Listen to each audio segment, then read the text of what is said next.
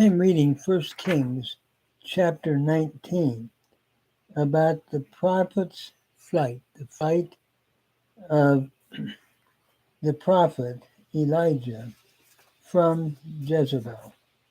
And I'm going to pick it up at verse 2, which deals with his flight after Mount Carmel. So verse 2 reads, But Tishlah Jezebel Malach Eliyahu Lamor.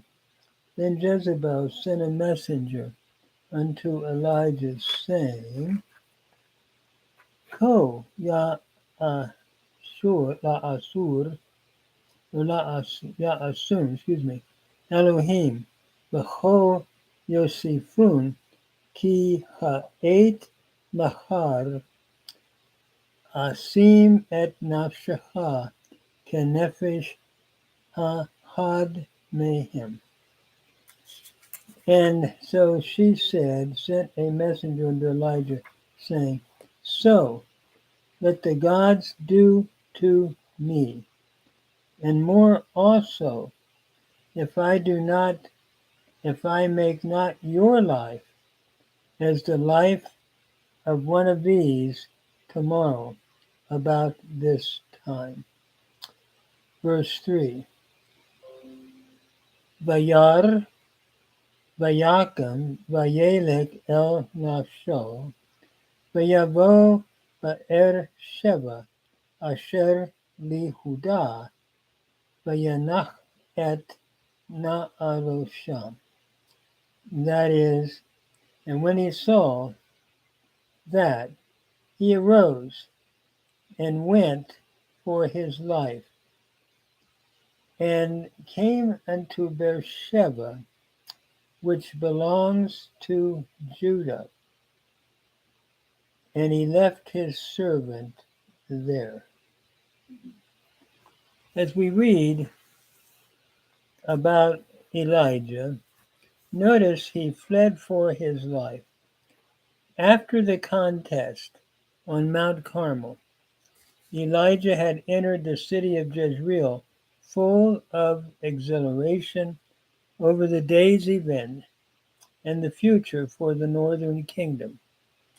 However, a message from the angry queen, vowing to make him pay speedily for what he had done to her priests, changed his mood at once from joy to depression and fear.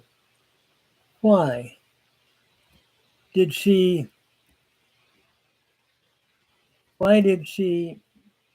send him a message instead of having him seized or even put to death by her hired servants?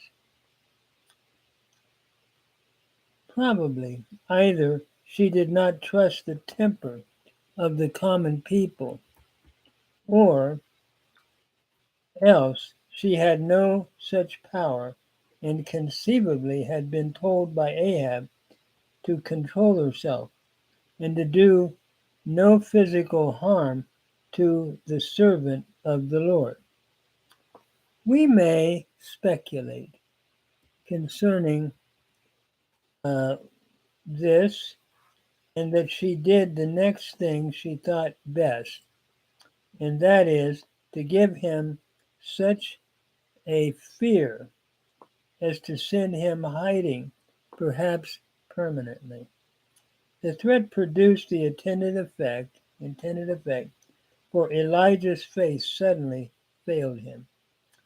He lost his nerve and fled out of the northern kingdom into the southernmost part of Judah at Beer-Sheba on the edge of the desert. Even there, he either felt uneasy lest he be attacked by the queen's agents, or else he felt an overpowering need for solitude and for reflection, for enlightenment, for prayer, and the renewing of his spirit. Perhaps he felt both. Dismissing his servant, he decided to seek refuge in the mountains further south. Why did Elijah suffer the loss of confidence? It appears that his sudden reversal of mental states arose from an overconfidence, perhaps, inspired by what the Lord had done on Mount Carmel, and by the momentary enthusiasm of the Israelites who were witnesses there. That may have been what was happening. And had he received steadfast, or had he remained steadfast and immovable, the impression of the events and of his part in them on the mind of Ahab and the people generally might have been solidified and followed by positive results. He had been thrust into the center of the stage and put into the role of a hero of the drama.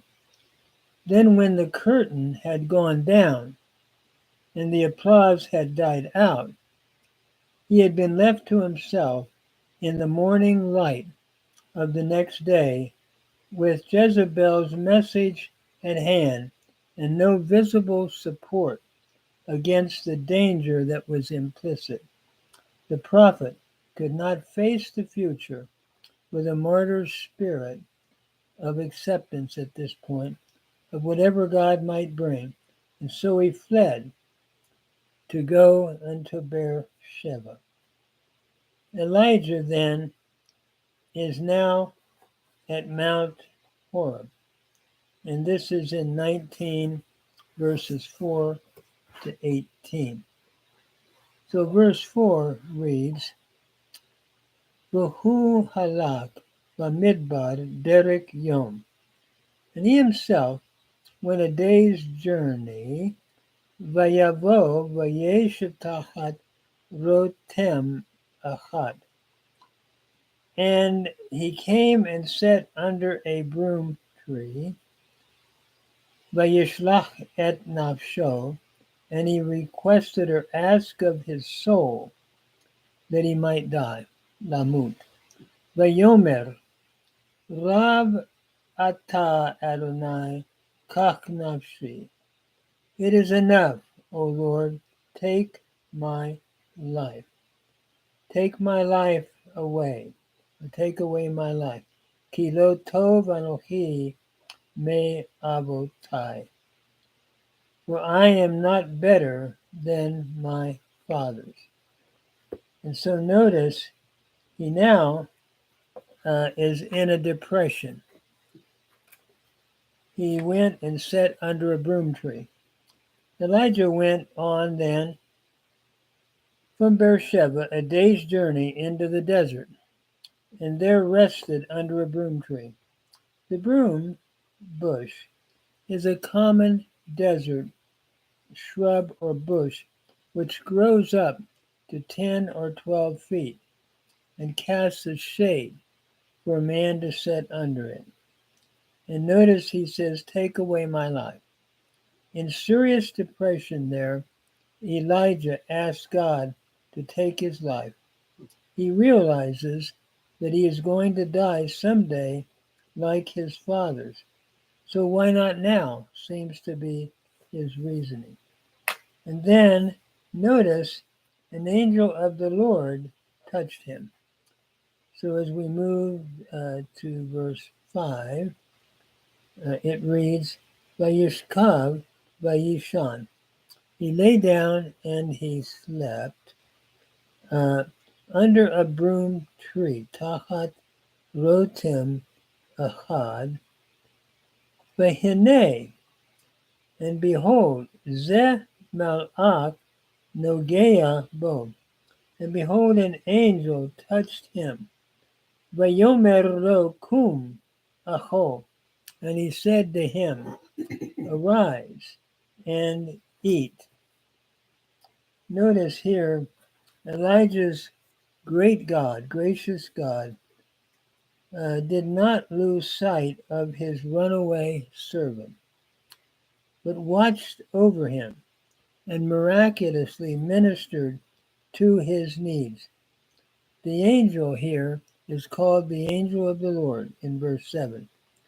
Since in the scriptures this title can include divinity, like for example in Judges 13:17 to 21, it may be that this was the second person of the Trinity. Some believe in pre-incarnate condition that had come to minister to Elijah and bring him sustenance, bring him food.